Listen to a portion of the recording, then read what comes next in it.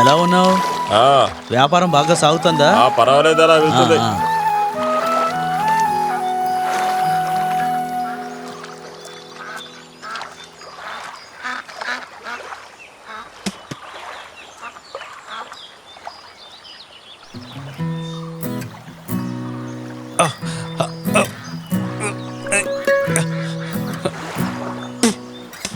ఇదిగో సోమా, ఆ ట్రాన్స్ఫర్ గురించి చెప్పావు కదా, ఏమైంది?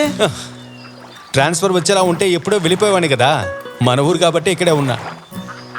సరే, అసలు ఏమైంది? మన గవర్నమెంట్ కదా, ఎప్పుడేం జరుగుతుందో ఎవరికి తెలుసు.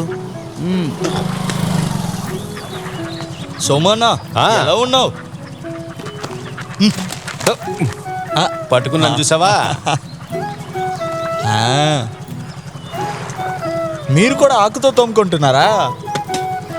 అవును. సోమ అంటించాడా? పోరా.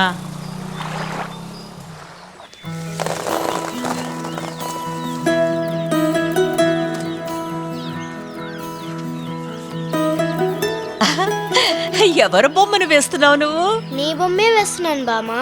అవునా? చూపించు. చూడు, ఇంకొంచెం బాగా గీయాలి. ఈ వేలు సరిగా లేదు. బామా, ఇవన్నీ మన బాడీలో పాటలే కదా.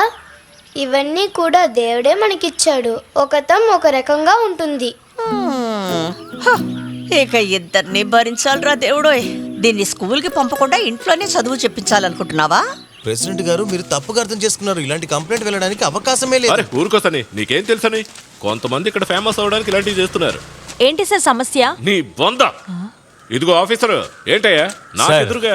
గవర్నమెంట్ తరపు నుంచి 100 కొబ్బరి చెట్లని వ్యవసాయదారులకు ఉచితంగా ఇవ్వాలనుకుంటున్నాం. అదంతా అలా ఉంచు. నా పెస్టిసైడ్ కంపెనీ నుంచి కలుషిత నీరు చెరువులో కలుస్తుందని కంప్లైంట్ ఇచ్చావట. అదే కాక అక్రమ మైనింగ్ చేస్తున్నానని ఫిర్యాదు. ఏమయ్యా, నేను ఎక్కడికెళ్ళి నేనేం చేస్తే నీకేంటయ్యా అసలు గొడవ? ఏమనుకుంటున్నావు అసలు? ఓ, ఆ విషయమా? పెద్ద నేచర్ని రక్షించేవాడివి. మన ఊళ్ళో వర్షాలు వరదలు వస్తే ఆ నీళ్లు ఆపడానికి గట్టు కట్టామయ్యా. నీళ్లు పోకుండా ఉండడానికి అక్కడక్కడ ఇసుక బస్తాలు కూడా వేశాం. ఏంటి అర్థమైందా? పబ్లిసిటీ కోసం ఊరు మొత్తాన్ని మోసం చేయడం తప్ప నీకేం తెలుసని? కష్టం. వరదలు వస్తే బాధపడేదంతా ఈ ఊరు వాళ్ళేనయ్యా. ప్రెసిడెంట్ గారు, నేను ఊరికే కంప్లైంట్ ఇవ్వలేదు. మీరు మన ఊరి చెరువుని విస్తరింపజేస్తాను అని చెప్పి మీరు ఎన్ని లక్షల క్యూబికల్ మీటర్ల ఇసుక తీసుకున్నారో చెప్పండి. ఒడ్డున ఉన్న ఎన్ని సౌగ చెట్లను కొట్టారు, వాటికి లెక్కలు ఉన్నాయా? నేను అన్నిటికీ లెక్కలు చూస్తే అన్ని పనులు చేస్తుంటానయ్యా. సరే, చెప్తాను, బాగా వినండి. వాటి లెక్క, సంబంధించిన డాక్యుమెంట్స్ అన్నిటిని తీసుకొని నేను కంప్లైంట్ ఇవ్వడం జరిగింది. అలా అయితే ఈ సమస్యకు ముందు పరిష్కారం స్పిల్వేవేగా. మన దగ్గర 40 షట్టర్లు ఉన్నాయిగా, అందులో ఎన్ని పని చేస్తున్నాయి? తుప్పు పుట్టిన ఆ షట్టర్ మూలంగానే మన ఊరికి ఉప్పు నీళ్ళు వస్తున్నాయి, తెలుసా మీకు? దీని అన్నిటికీ సమాధానం చెప్పాల్సింది మీరేనండి. చెప్పింది అర్థమైంది అనుకుంటా. పొద్దున్న తిట్లు ప్రెసిడెంట్. నువ్వేం కావాలన్నా చేసుకో తమ్ముడు, కానీ ఎక్కువ రోజులు ఆ సీట్లో ఉండలేవు నువ్వు. అయ్యో సార్, నేను కూడా అదే చెప్తున్నాను. ఈ పని మాత్రం లేకుంటే ధైర్యంగా దిగి నేను కూడా పోరాడతాను. మీరు కూడా ఈ పిచ్చోడికి సపోర్ట్ చేయండి, చూద్దాం.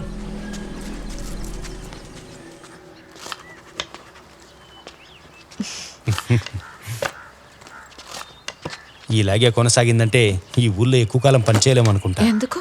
ట్రాన్స్ఫర్ ఏమైనా అయిందా ఏంటి? ఏంటి?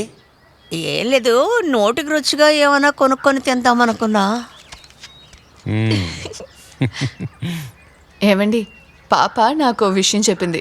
ఏం విషయం? తను గీసిన బొమ్మ ఒకసారి చూడండి. చూపించు. బాగుంది. నేను ఇలా స్కూల్కి వెళ్ళాలి. ఏంటి? నేను కూడా ఇలా స్కూల్కి వెళ్ళాలి. దానికంటమ్మా, మనం సూపర్ గా ఉండే ఒక గవర్నమెంట్ స్కూల్లో చేరదాం. ఏమంటావు? స్కూల్కి వెళ్ళాలని బొమ్మతోనే చెప్పేసింది. తనే నోరు తెరి చెప్తుందనే కదా ఇంతకాలం వెయిట్ చేస్తూ ఉన్నాం. ఏంటి బంగారం?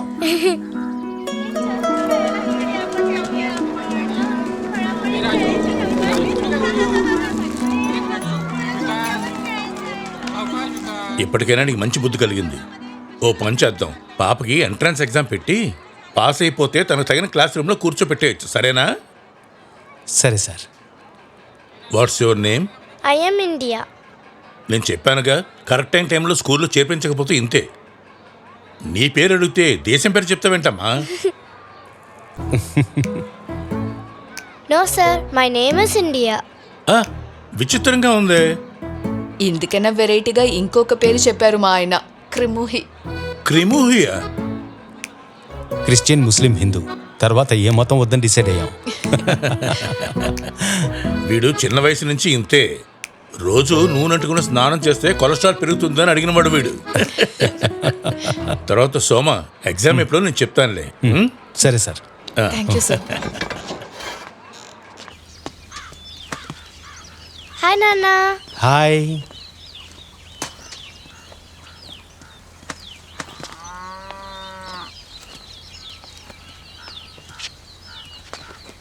నీ బ్యాగ్కి ఏమైందిరా? అమ్మా, ఇది నా బ్యాగ్ కాదు. అడ్మిషన్ దొరికిందా అండి? జార్జ్ సార్ నన్ను ఆఫీస్లో వచ్చి కలవమన్నారు. ఆ రోజు తను రాసిన ఎగ్జామ్లో తనకి ఏ గ్రేడ్ వచ్చింది. వీలైతే రేపే స్కూల్కి రమ్మని చెప్పారు.